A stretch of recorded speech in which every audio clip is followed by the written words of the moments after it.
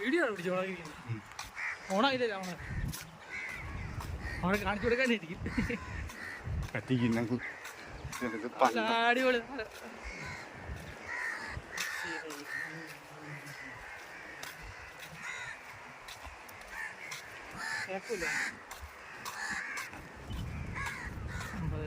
ഇത്ര 7-ാം നൂറ്റാണ്ടിൽ പണിത അമ്പലം ഇത്.